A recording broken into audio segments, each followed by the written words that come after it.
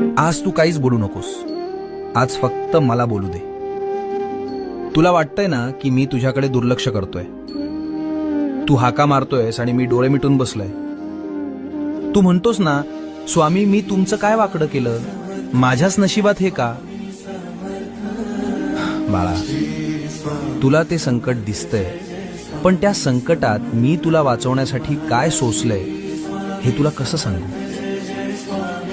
तुझ्यावर येणारा तो घाव मी माझ्या हातावर झेललाय. तुझा माझ्यावरचा राग सुद्धा मला गोड वाटतो रे, कारण त्या रागाच्या मागे तुझं माझ्यावरचं प्रेम दडलंय. हे बघ, जगाला वाटत असेल की तू हरलायस, पण जोवर माझी नजर तुझ्यावर आहे तोवर तुला हरवण्याची ताकद काळामध्ये सुद्धा नाही.